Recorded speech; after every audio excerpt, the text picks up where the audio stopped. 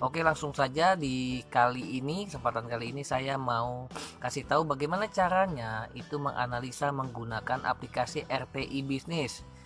RTI Bisnis ini adalah sebuah aplikasi yang bisa kamu dapetin di App Store ya, dimana RTI Bisnis ini kita bisa melihat informasi-informasi tentang perusahaan-perusahaan di Bursa Efek. Jadi langsung aja, here we go.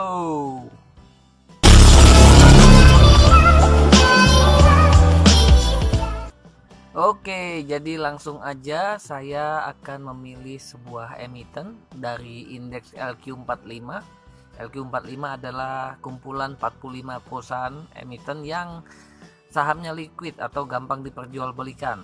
Ya, saya sambil cari-cari, kita akan analisis perusahaan yang mana. Saya ambil contoh Sril aja deh ya.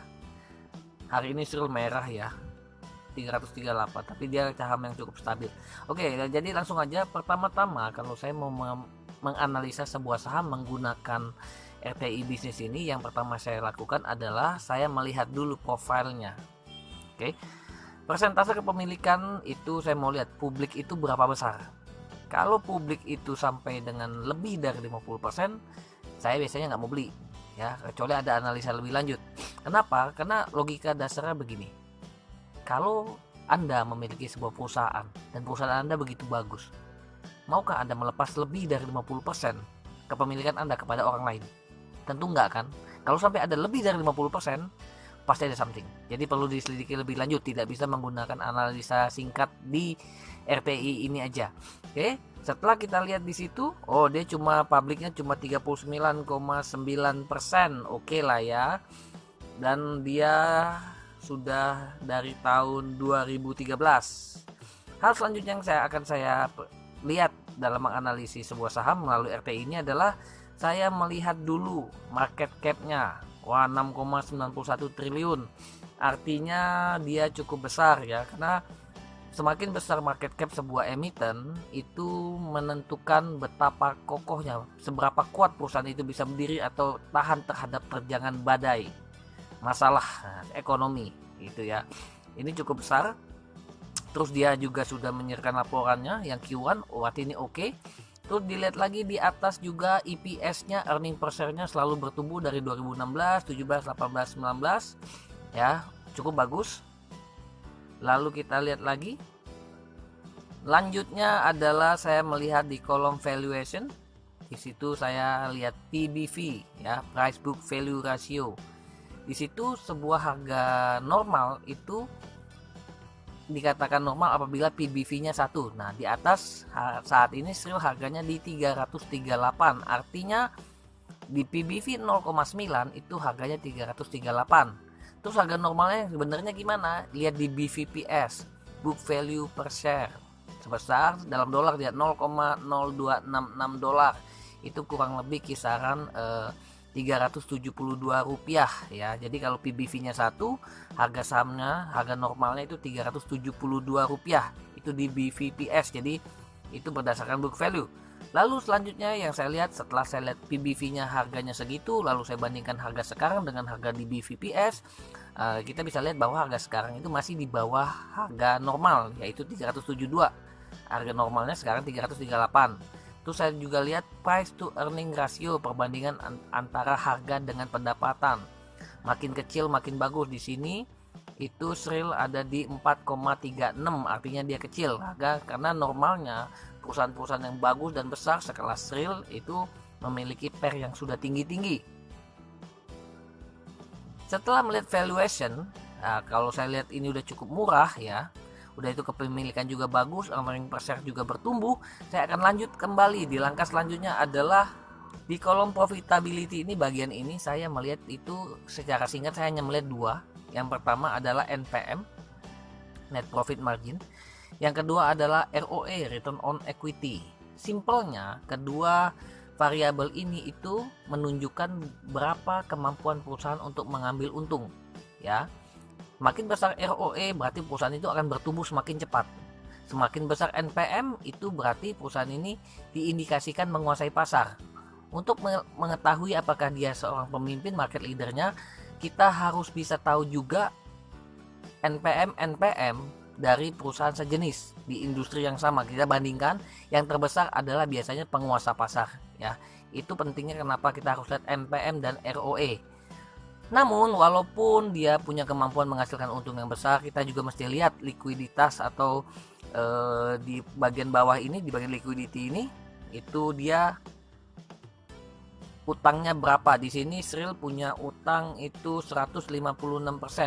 Ya, cukup besar ya, di atas 100%. Tapi itu juga kita mesti teliti lebih lanjut, nggak bisa serta-merta kita bilang utangnya di atas 100% jelek. Namun usahakan bila Anda ingin mencari emiten, ya carilah terlebih dahulu, utamakan yang hutangnya di bawah 100%, kecuali bank. Beda, kecuali pendanaan dan bank itu lain ya. Tapi kita juga mesti lihat di bawah masih ada rasio-rasio lain, ada cash, quick and current ratio. Itu usahakan kalaupun dia punya DER-nya tinggi, usahakan bagian bawah ini itu memiliki persentase di atas 100%. Kenapa? Itu mencerminkan, mewakili kemampuan perusahaan untuk membayar hutang dan berapa liquid aset perusahaan itu untuk dicairkan untuk menutupi hutang. Jadi dengan DER 156% dan rasio-rasio di bawah itu masih di atas 100%, bahkan ada yang 968%, saya rasa masih oke. Kalau sampai sini masih oke, berarti kita bisa lanjut ke yang selanjutnya, yaitu menganalisa karakter dari pergerakan harga saham. Sril di sini hari ini merah, 338, 340, naik turun. Berarti di sini hari ini saham ini cukup stabil ya. Memang Sril sih terkenal dengan stabil ya. Kita lihat dulu selama 5 tahun pergerakan harga saham ini, karakternya itu di awal tahun 2015, itu di 2015 itu sempat menyentuh 123 titik terendah dan tertinggi di 496, lalu kemudian dia berkonsolidasi dan sideways sampai dengan sekarang.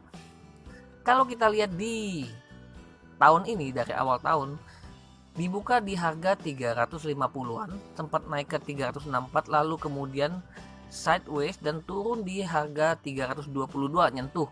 Karena kemarin ini karena ada sentimen trade war dan pilpres sehingga orang pada main aman. Lalu kembali konsolidasi sideways ke samping. Oke, dan sepertinya belum ada tren apa-apa. Kalau tren mesti lihat di candlestick, yang nggak lihat di sini. Ini hanya analisa singkat melalui RTI. Lalu selanjutnya kita lihat ada market depth. Di sini ada bid and ask, penawaran dan pembelian, ya, penawaran dan permintaan. Kita lihat, nggak usah lihat pusing itunya, ya.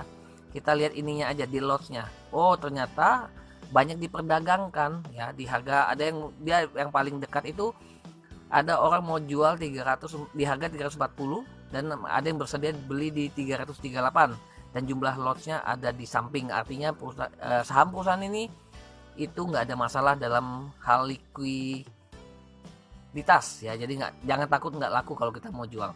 Kalau sampai sini sudah oke, pergerakan harga sahamnya juga oke, kita pikir karakteristiknya kita udah tahu. Kita lanjutkan kembali, kita masuk ke analitik ya. Di analitik kita lihat saham Sril ini bisa ngasilin untung berapa banyak sih dalam sekian tahun. Kalau kita taruh andai kata, kita mengandai-andai deh ya. Kita beli saham Sril ini 5 tahun yang lalu. Kita lihat di bawah di price performance. Di kolom 5 tahun itu ada 28,52%. Jadi dengan harga yang hari ini 338, itu harga itu sudah lebih tinggi sebesar 28,52% dari harga 5 tahun yang lalu. Ya, jadi kalau kita beli Sril ini, sahamnya 5 tahun yang lalu kita sudah untung 28,52%. Dan begitu juga dengan selanjutnya di 3 dan 1 tahun, 13% dan 3%. Sementara dari awal tahun ini kurang menguntungkan. Kenapa? Karena masih rugi 5,59%. Jadi di sini kita bisa lihat tingkat keuntungan yang diberikan atau capital gain yang diberikan dari saham Sril ini ukurannya segitu. Kalau Anda masih merasa oke, ini masih cocok buat saya, dilihat lagi di sini di bagian financial. Kita cek ya, berapa rutin atau berapa stabilnya keuntungan yang didapatkan oleh Sril. Kita lihat di sini. Kalau di kolom income statement ini saya melihat hanya di garis hijau itu aja. Itu garis net profit margin, seperti yang saya singgung sebelumnya bahwa net profit margin adalah sebuah indikator untuk menentukan apakah perusahaan itu sebuah market leader atau bukan. Nah, di garis ini itu menunjukkan berapa konsistensi penghasilan yang dihasilkan oleh Sril. Di sini kita lihat dia sangat lurus sekali, berarti stabil. Walaupun revenue dan net income-nya juga fluktuatif, tapi revenue-nya selalu meningkat ya. Dan kita harapkan tentu pasti bagi yang punya emiten Sril ini akan terus bertambah pendapatannya di kemudian hari. Selanjutnya di kolom balance sheet. Di kolom balance sheet kita lihat pertumbuhannya bagus kayak anak tangga ya. Di bagian equity, asset dan liabilitiesnya semua tumbuh seiring sejalan. Tapi perlu diperhatikan kalau di sini seperti yang di atas di garis biru muda ini itu garis hutang. Ya, garis hutangnya perlahan-lahan menurun. Nah, jadi di sini menunjukkan bahwa Sril dengan konsisten mengurangi hutang-hutang yang dia punya. Ya, jadi ada manajemen yang cukup bagus saya rasa di sini sehingga utangnya pun terencana sekali menurun ya, walaupun dia hutangnya 156%. Dari sampai sini kita lihat Sril masih bagus. Lalu selanjutnya kita coba cek dengan lebih detail pertumbuhan modalnya, pertumbuhan ROE-nya. Kita bisa lihat di bagian financial profitability. Ya, itu yang tadi tentang keuntungannya di profitability 1 kita lewat aja. Langsung lihat di sini. Kita lihat pertumbuhannya. Kalau kita melihat strategi growth investing ya, sebuah perusahaan itu harus tumbuh 10 tahun berturut-turut, tidak boleh ada turun ROE-nya. Tapi di sini Sril agak menurun. Dari 2014 ke 2017 itu sempat menurun perkembangan ROE-nya. Namun di awal tahun 2019 ini sepertinya bangkit kembali. Jadi bisa dibilang ROE-nya ini sedang mengalami pertumbuhan di tahun 2019 ini. Nah, untuk tahu bagaimana sentimennya yang menyebabkan itu kita bisa selidiki lebih lanjut, tapi mungkin nggak di episode ini, akan ada episode susulan. Jadi dilihat di sini cukup bagus ya pertumbuhan ROE-nya ya. Oke, nggak ada masalah. ROA-nya juga bagus, meningkat sama membentuk huruf U. Selanjutnya kita lihat pertumbuhannya, growth. Pertumbuhan pendapatan, revenue growth-nya itu sama seperti tabel yang tadi, membentuk angka U dari 2014 tinggi, lalu dia menurun, lalu di 2018 dia tinggi lagi. Net income juga begitu, hanya saja di net income ini 2018 tidak segitu tinggi seperti revenue ya. Jadi sebenarnya ini hanya gambaran ulang dari tabel-tabel yang sudah kita lihat barusan. Ini earning per share, kita tahu tadi earning per share selalu meningkat dari tahun ke tahun ya. Ini hanya perbandingan aja atau pengulangan atau lebih detail. Nah, sementara untuk dividen per share ya, pertumbuhan dividen yang diberikan oleh Sril ini di 2018 agak menurun di minus 64,41%. Ya, dividen yang kemarin itu memang agak lebih kecil. Yang saya dengar memang dividen sengaja diberikan lebih kecil dari biasanya karena Sril ingin melunasi hutangnya, dan saya kira itu wajar. Dan sebagai seorang investor pun harusnya senang ya perusahaannya bayar hutang, jadi artinya manajemennya bagus. Kalau sudah sampai sini kita masih menilai saham ini bagus, kita lanjutkan yang terakhir untuk mengecek good corporate governance-nya ya, GCG-nya. Nah, selain sebelumnya kalau kita mau ngecek GCG-nya, kita lihat nama-nama di sini ya. Ini Board of Commissioners. Nama-nama ini bisa di search di Google, dicari salahnya apa, punya kasus apa, pernah bikin prestasi atau kesalahan apa, itu bisa dicek satu-satu ya, orang-orang ini integritasnya bagaimana. Itu yang pertama. Yang kedua, kita cek juga apakah perusahaan ini memberikan dividen secara rutin, karena memberikan dividen indikator untuk melihat apakah perusahaan itu memiliki GCG yang baik atau tidak. Kita cek 2014 dia ada, 2015, 16, 17, 18 dan 19 dia juga masih ada. Jadi dia rutin membagikan dividen. Artinya ini adalah sebuah hal yang bagus, mereka komitmen, dan bisa dibilang Sril ini memiliki GCG yang cukup baik ya. Dan kalau Anda melihat video-video Sril di YouTube itu kekeluarganya sangat kental sekali ya. Cuma memang untuk saham ini memang pertumbuhan harga sahamnya itu agak lambat. Kita lihat di sini dividen yield-nya. Kalau Anda melihat yang barusan, kita cek betapa rutinnya. Sekarang kita cek berapa besar yang dia kasih. Untuk yang kali ini, tahun ini ada 0,89, dimana ini adalah kecil. Normalnya dividen yield itu sedang itu 3-4%, di bawah itu kecil, di atas itu besar. Namun kalau ada yang di atas 10% itu berarti super besar ya. Tapi hati-hati, biasanya dividen yang besar itu akan memberikan dividen drop off kalau Anda mengambilnya dalam waktu singkat ya. Jadi saya kira itu aja bagaimana cara menganalisa saham menggunakan RTI bisnis. Semoga dapat membantu. Dan untuk saham Zril ini kesimpulannya adalah saya tidak menganjurkan untuk Anda beli atau jual ataupun hindari. Itu semua tergantung selera dan penilaian Anda sendiri. Dan perlu diingat bahwa analisis saham itu tidak hanya menggunakan RTI, tapi untuk hanya melihat garis besarnya saja saya rasa cukup dengan RTI ini. Itu aja semuanya, terima kasih, semoga membantu dan tetap terus nabung saham. Salam saham, paham saham. Bye bye.